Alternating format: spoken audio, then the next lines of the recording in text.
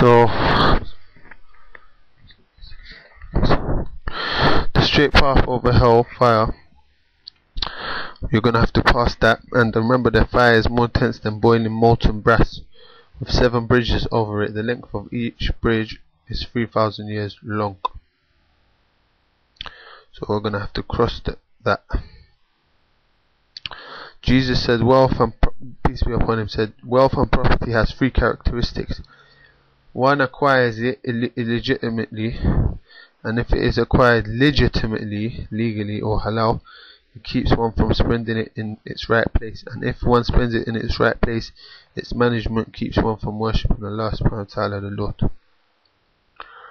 Okay.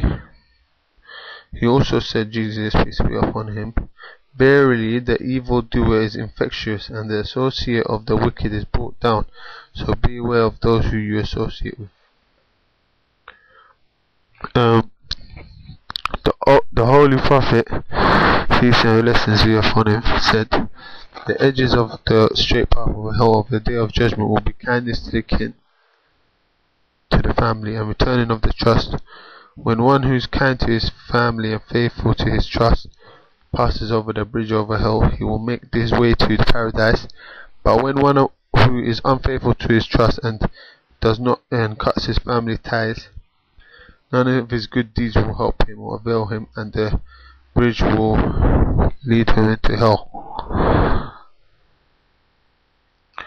On the day, no deeds, no matter how great, will help him, as well as will his sincere and deep conviction regarding the unity Tawheed.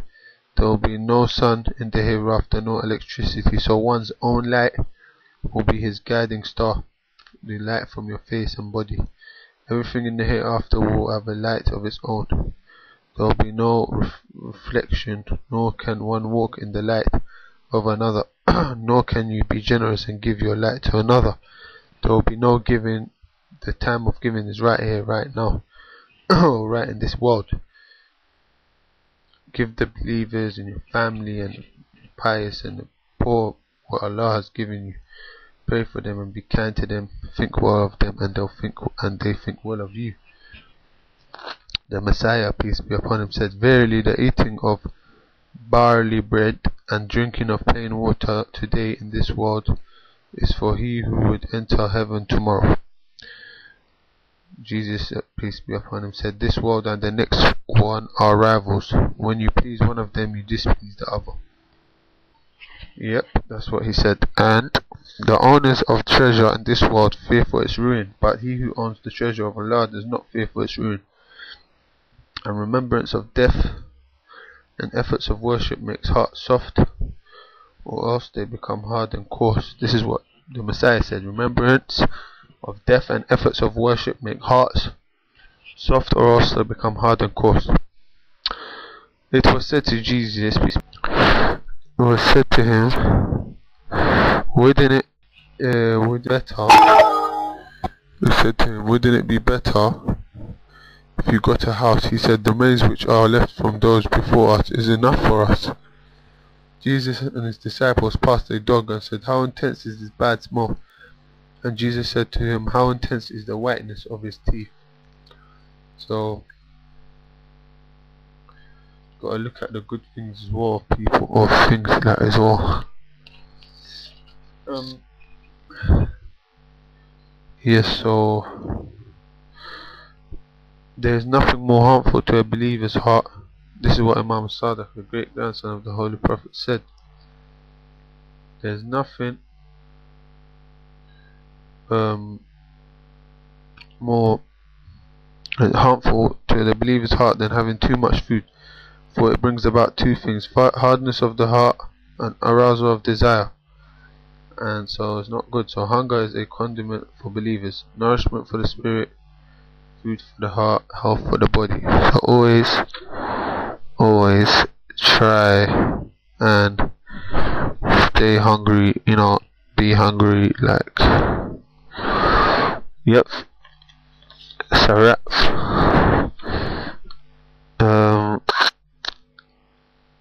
Yeah, it's just a blessing to always be in in the company of good people. You know, just stay in the company of the good people. Try not to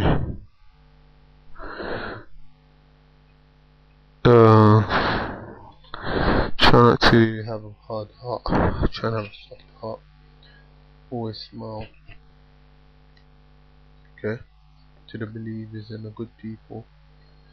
Okay, look, the heaven, you know, the heaven compromises of 8 gateways, and one of them is exclusive for the people of that memorize that there's one for the shaheeds, one for the there's 8 gates, there's 8 gateways, or some say 7. No, hold on, the heaven, yeah, is forever basically. There's a door for fasting, door for Hajj, door for charity. I think there's more. I'm not sure about the number, but there's doors where you can enter heaven from. Anyway, regarding to your parents, Imam Sadiq alayhi salam said, treat parents kindly, whether they're living or dead, by charity, prayer, Hajj, or fast for them. Muhammad Sadiq says Muhammad Sadiq, peace be upon him, said, Moses, peace be upon him, saw a beautiful face in the shade of heaven. He asked whose shadow was over him. He told him, he who had treated his parents really well and kindly. And the most beloved of these in the eyes of Allah, offering prayers at their times, goodness and kindness to parents, and jihad. And the one who says, the one who forsakes his prayer intentionally is written upon the door of hellfire, from which he shall eventually enter. The greatest sin of a person is he who goes to Arafat in Hajj and then leaves to think that he has not been forgiven of his sins.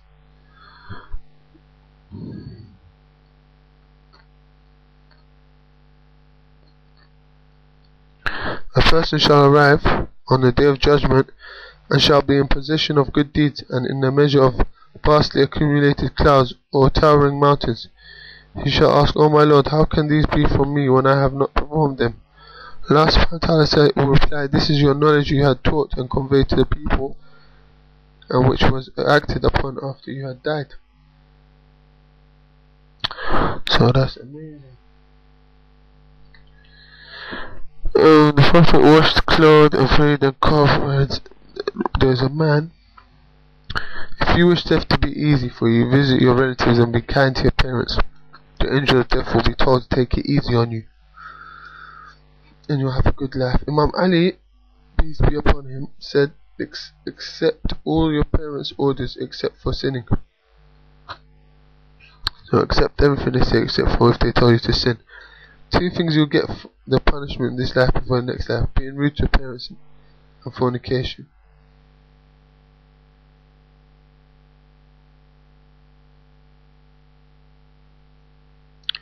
The angels spread their wings for a person who seeks knowledge. The seen human body, they will always find out new stuff. So imagine the unseen. The seen. Imagine the unseen. Okay. Prophet says, if it means you only eating bread and salt, so you can save up to go Hajj every year, then do so. And the believers, the ones who real people who put their trust in Allah, if they find something, they give it away, and if they lose something, they thank Allah. That's the real ones. They're the real mutawakkilin, those who put their trust in Allah. People in the mosque sitting in the corner.